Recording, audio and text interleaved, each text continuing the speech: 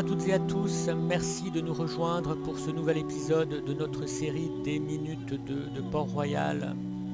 Parmi les victimes économiques du coronavirus figurent maintenant désormais les cultivateurs de tulipes en Hollande.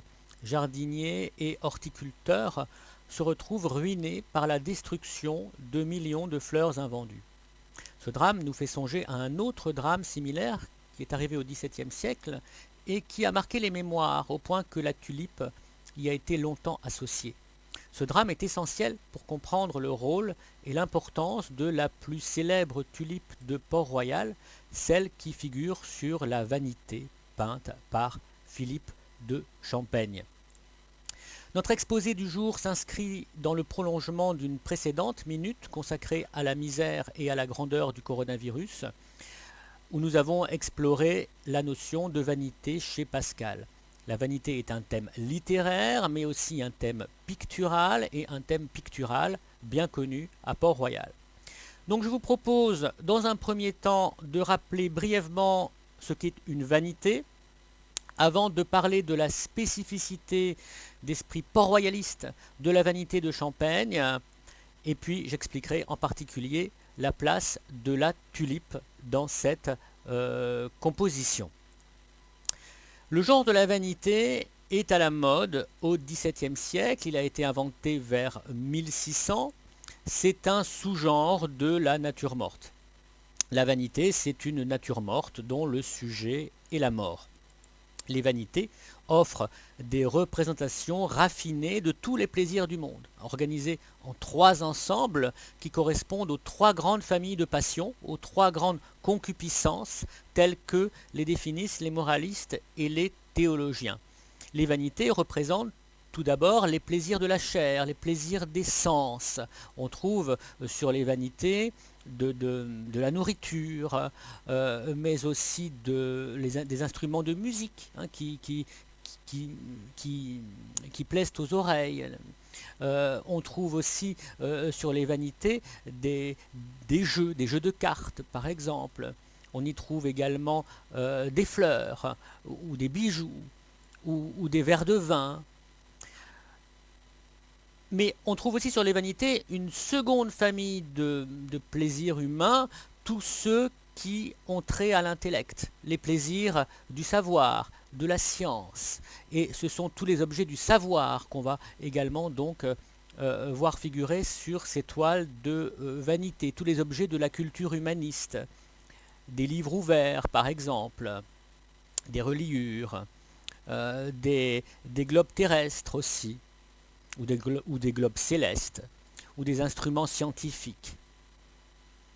Enfin, troisième famille d'objets qui vont figurer sur les vanités, ce sont tous ceux qui évoquent la passion de dominer, tous ceux qui évoquent le pouvoir, qui est la plus dangereuse de toutes les concupiscences. Et donc on va trouver des symboles du pouvoir sur les vanités. On va trouver par exemple des couronnes, ou des mitres.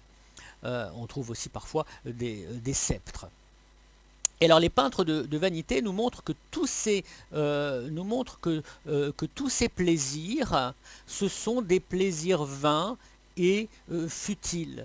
Et pour montrer la vanité de toutes ces séductions apparentes que nous offrent les plaisirs des sens, les plaisirs de l'intellect ou le plaisir de dominer, eh bien les peintres de vanité vont disposer au cœur de leur composition un symbole de mort. Ce symbole de mort peut être un crâne, peut être une bulle, symbole de l'éphémère, peut être un papillon, symbole de l'inconstance également, un sablier, comme dans la vanité de Champaigne dont nous parlerons tout à l'heure, ou encore un miroir obscur, symbole de mort également, dans la vanité de Lubin-Bogin qui se trouve conservée au Louvre.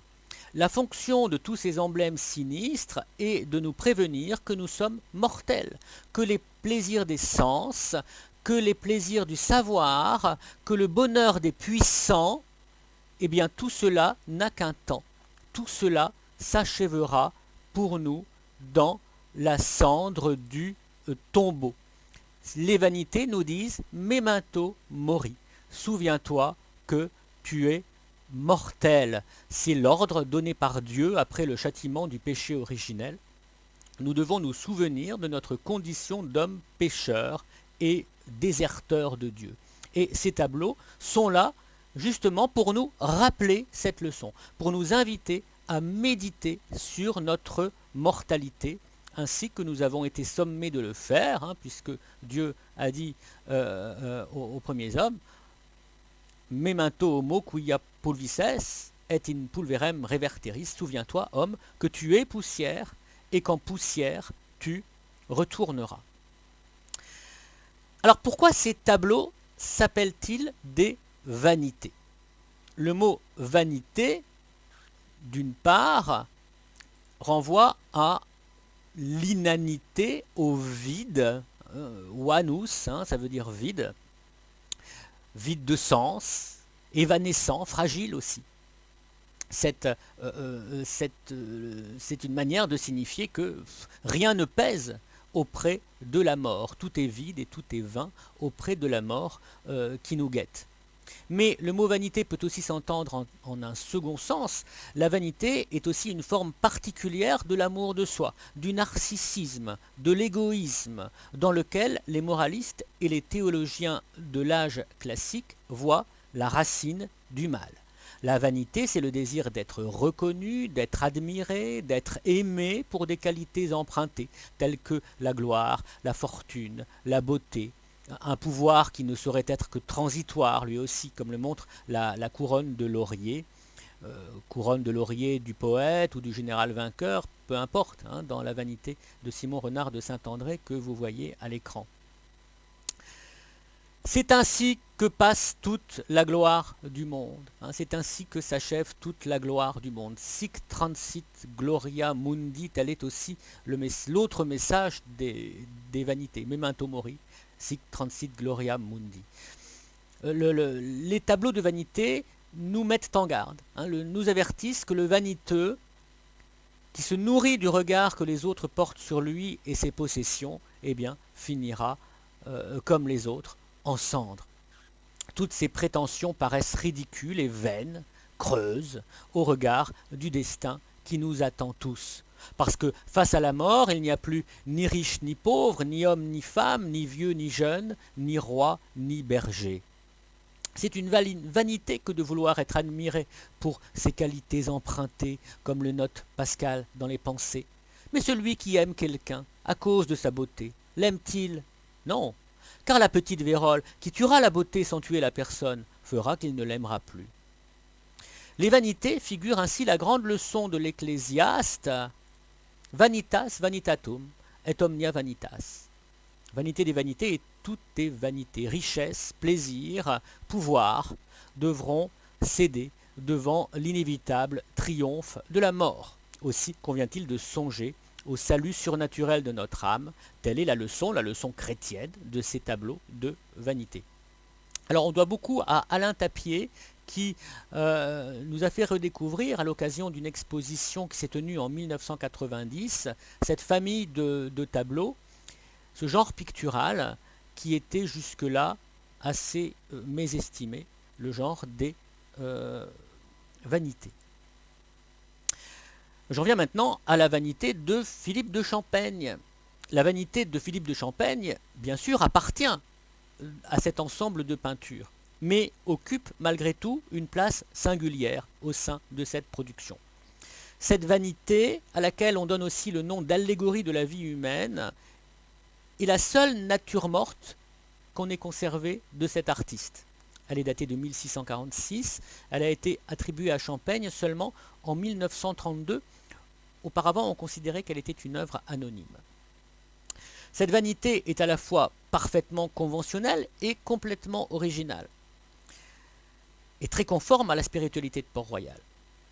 Chez Champaigne, en effet, on retrouve bien le crâne, figure emblématique de la mort et condition du genre de la vanité. On trouve aussi le vase avec la fleur et on trouve le sablier. Le sablier représente, la fleur aussi d'ailleurs, représente la fuite du temps, le dépérissement des biens terrestres. Mais ces objets ne sont pas représentés sur le mode du bric-à-brac hétéroclite et joyeux qu'affectionnaient souvent les peintres baroques, qui usaient souvent de ce genre pour peindre avec un délice non dissimulé et quelque peu paradoxal de ce contexte, les joies de la vie terrestre et matérielle. Si on prend par exemple La nature morte au citron pelé de Jan David de Hem, c'est un tableau qui est conservé au Louvre, si on prend ce tableau, on s'y aperçoit que bien sûr, ce tableau évoque la vanité des plaisirs sensibles à travers la pelure du citron, hein, qui évoque la fuite du temps, ou à travers un petit, alors là on voit, pour une fois le curseur de ma souris va être utile, on voit ici qu'il y a un grain de raisin pourri, par exemple, hein, je l'ai mis en gros plan ici, hein, ce grain de raisin pourri figure la mort qui travaille. Mais malgré tout, pour le reste, le tableau donne plutôt envie de goûter toutes ces bonnes choses, de s'asseoir à table et de dévorer à belles dents l'un de ses fruits. Rien de tel chez Champaigne. La composition est très sobre et Champaigne évite absolument de plaire aux sens. Les amis du monastère craignaient les peintures trop séduisantes et encore plus les peintures trop appétissantes, car ils craignaient que ces tableaux n'exaltent le sensible. Les émites Port-Royal craignaient que la peinture nous retienne dans le royaume de la matière au lieu de nous faire voir ce qu'il y a au-delà. À leurs yeux, les victuailles de Hem ne nous donnent pas envie de chercher le chemin du ciel, mais de participer au festin. Et donc Port-Royal refusait cette peinture-là. La peinture à Port-Royal n'était acceptée que si, au contraire, elle nous alertait contre le danger de trop aimer les créatures et les choses sensibles, sans risquer de trop nous allécher. Et on voit bien, c'est vraiment ce à quoi travaille Champaigne dans cette vanité. Nous prévenir de la brièveté de la vie sans nous appâter en nous en montrant trop ouvertement les séductions. Contrairement aux plantureuses vanités flamandes, aucune complaisance pour le sensible ici. Rien qui soit propre à allécher les sens et à détourner le spectateur de cette méditation sur la mort qui compose le sujet du tableau. Les trois objets isolés, posés sur ce qui ressemble bien à une table d'autel, apparaissent sur un fond sombre qui souligne leur évidence terrible et l'inéluctable destin de chaque être humain. Dans cette image austère, et qui se donne d'emblée comme d'inspiration religieuse, l'homme se trouve confronté à la brutalité d'un memento mori, sans les adoucissements, sans les édulcorations habituelles à ce genre de peinture. Rien ne vient détourner les yeux d'une contemplation qui confine à la prière. Ce tableau, loin de nous distraire de notre misère en nous promettant la jouissance des créatures, ce tableau nous rappelle au contraire que nous sommes des êtres finis, transitoires, destinés à périr, et que notre vocation est de songer à la mort qui va nous frapper. Donc Champaigne adopte une peinture au chromatisme sobre, d'où s'est retiré tout charme pictural.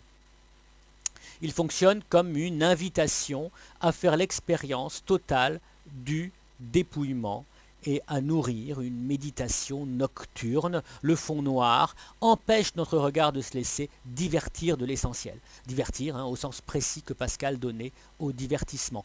Nous n'avons d'autre choix que de jeter les yeux sur ces trois objets dont la valeur est symbolique. Le sablier figure la brièveté de la vie, c'est un instrument de mesure du temps.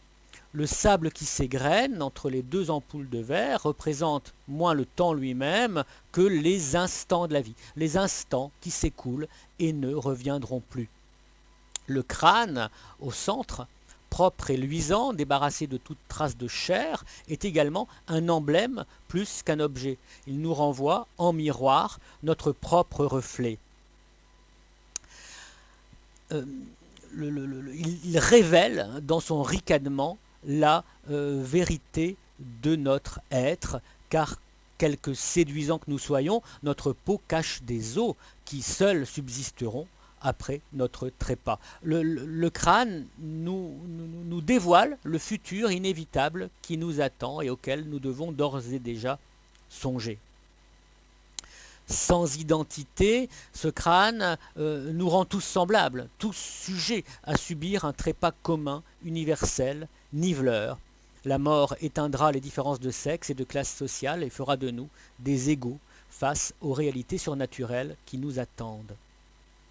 Enfin, à gauche, la tulipe, allégorie de la vanité, pour au moins 3 raisons dans ce tableau. D'abord, la tulipe est une fleur et à ce titre, elle incarne l'éphémère, la fragilité de la vie, la beauté qui passe, la splendeur qui ne subsiste pas plus longtemps que l'espace d'un matin. Deuxièmement, c'est une fleur coupée. C'est une fleur coupée, ça veut dire quoi? Ça veut dire qu'elle va faner. Elle est déjà morte. Elle n'a que les apparences provisoires de la vie. Elle est exilée, loin de son vrai lieu. Le vase n'est pas sa véritable demeure. Et en tout cela, elle nous ressemble. Elle ne peut survivre qu'un temps et puis elle va mourir. Elle est comme nous, cette tulipe. Troisièmement, la tulipe renvoie aussi à la faillite des entreprises humaines, aux ambitions déçues, à la course à l'argent qui s'achève par la ruine. La tulipe, en effet, n'est pas simplement emblème de la beauté de la nature, elle symbolise aussi les excès du commerce et de la spéculation dans une société qui est en voie de marchandisation au XVIIe siècle. La fleur de tulipe, la tulipe, en effet, avait été importée récemment du Moyen-Orient et avait suscité un engouement de la part des classes aisées. C'est une véritable tulipomanie qui s'était déclenchée au début du XVIIe siècle jusqu'à provoquer une vaste spéculation qui s'était terminée en 1637 par l'éclatement de la première bulle financière de l'histoire. La ruine des commerçants, qui précéda celle des horticulteurs néerlandais d'aujourd'hui, hélas, la ruine des commerçants en 1637 eut valeur de symbole moral. Cette ruine manifestait la vanité des biens matériels auxquels on ne saurait se fier parce qu'ils ne peuvent nous promettre un bonheur durable. Les fortunes vont et viennent, elles sont inconstantes, instables. Le luxe n'est pas le secret du bonheur. Les signes extérieurs de richesse sont futiles et provisoires. Ils ne sont pas le souverain bien, non plus que le pouvoir, la science ou la sagesse des hommes. La tulipe coupée est ainsi une invitation à nous défier des biens de ce monde qui ne nous font miroiter qu'une félicité illusoire. Nous devons nous détourner de ces leurres qui nous dissimulent l'essentiel, l'ultime vérité, celle de la mort.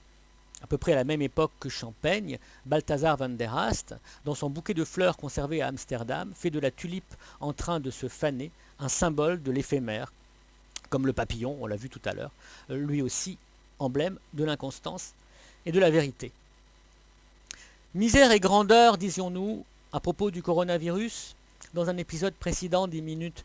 La vanité est aussi la manifestation de notre grandeur. La peinture de Champaigne n'a rien de sinistre finalement. Nous rappeler que nous allons mourir, c'est aussi nous rappeler que nous sommes pour l'instant vivants. Et c'est nous inviter aussi à ne pas gaspiller en vain notre vie. La vanité est une invitation à réfléchir au sens de notre existence. C'est un appel pour nous suggérer de privilégier les valeurs essentielles, les biens durables. Le christianisme de l'époque propose de chercher en Dieu seul ce souverain bien qui mérite notre attention. Mais quelle que soit la réponse qu'on peut donner aujourd'hui à cette question, la question elle-même reste valable. Nous devons nous rappeler que nous sommes mortels et essayer d'en tirer les conclusions dans notre vie quotidienne pour donner une réponse correcte à cette question sans gaspiller en vain notre vie, sans perdre de temps parce que la vie est courte et qu'il faut savoir ce qu'on veut en faire. La dimension, à l'époque, mais évidemment, à l'époque, c'était une invitation à chercher la réponse auprès de Dieu. Ça peut l'être encore aujourd'hui, mais en tout cas, à l'époque, c'était la seule réponse qu'on donnait. Et cette dimension liturgique du tableau transparaît à travers la scénographie. La dalle de pierre où reposent les objets ressemble à la fois à une tombe et à l'autel sur lequel s'accomplit l'Eucharistie. Et alors quand on regarde de près le sablier et le vase, alors c'est pas simple parce que on ne le voit pas bien sur les reproductions numériques que j'ai grossi le mieux possible. Il faut vraiment aller au Mans, au musée du TC, pour voir ce petit tableau de près et en considérer tous les détails. Quand on peut regarder de près les reflets sur le vase et le sablier, on s'aperçoit qu'en fait ce sont des vitraux d'église qui se reflètent. Hein, donc la vanité est dans une église. Hein, c'est par rapport à Dieu qu'elle prend son véritable sens.